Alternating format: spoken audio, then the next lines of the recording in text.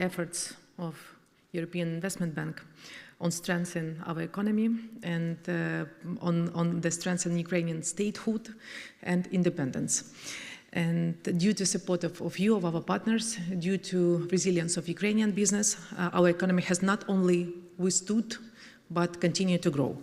After a nearly 30% of decline of GDP in 2022, GDP grew by 5.3% in 2023, 3.6% last year, and we expected growth at least 3% this year.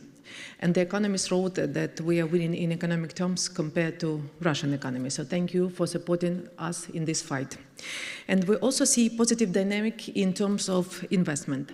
I remember how at the beginning of the large-scale invasion, I frequently heard a very skeptical question: who would invest in Ukraine during the wartime?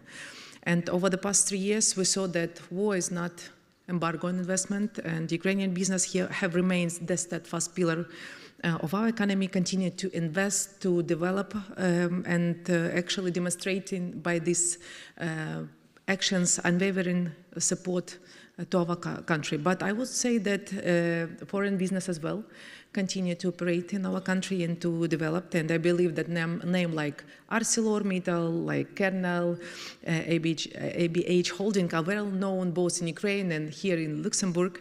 And despite the severe challenges that we're facing right now, they continue to operate in Ukraine and support the economy and invest in new projects and give us hope for future. And today, investing in Ukraine is no longer merely a political statement. It's a tangible business proposal. Ukraine offers a wide range of opportunities. I think that everybody knows globally about critical raw materials that Ukraine has. So yes, it's true that Ukraine holds vast resources of titanium, lithium, lithium graphite, and other critical materials, manganese.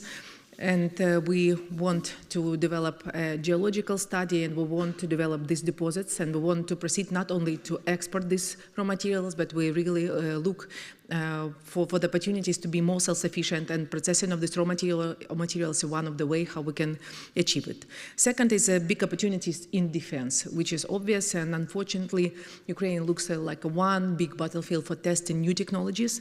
The capabilities of Ukraine's defense industry have grown 35 times over the past 3 years. 35 times.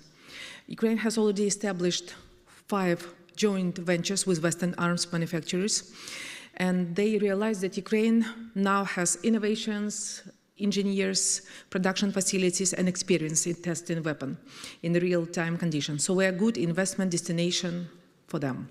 The third direction that can strengthen the EU is a green transition and energy.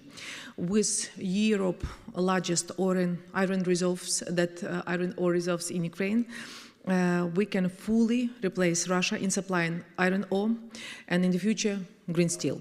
Fifth, it's a technology. Ukraine ranks second in Central and Eastern Europe in terms of number of IT specialists with a world-known products like DIA. And it's essential for us, a state, now we are maintaining all state service in a smartphone. So it's also export position, and we can offer it to Europe and globally. And last but not least, industrial capacity. With a rich engineering tradition and extensive industrial infrastructure, Ukraine is an attractive hub for production. And Ukraine is fully integrated into the EU market, offering access to all the advantages that single market provide. So, as you see, we can become Europeans' manufacturing, engineer, energy, and probably defense hub with efficient supply chains and proximity to the EU. I would say that I just want, there are so many pages, so I just want to jump in the most important things. Everybody knows about the damage that have been caused by the war. World Bank estimates this damage, but I think that we should look at them like the business opportunities. So 500 billion business opportunities in Ukraine. We need to involve private sector. We're not able to cover it with the public finance, it's obvious. So I think that business have chance to thrive and benefit from long-term perspective. At the President of European Investment Bank today remind to us that unity is our strength.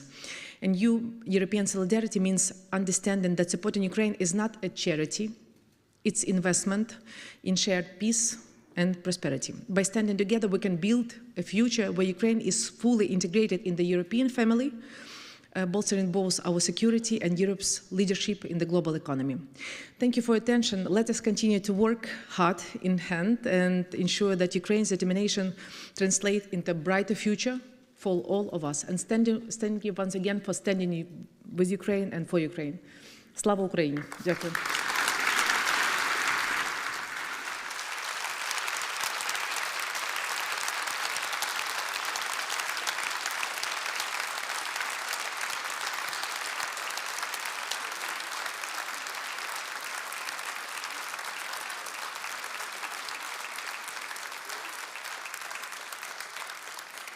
Thank you so much to Minister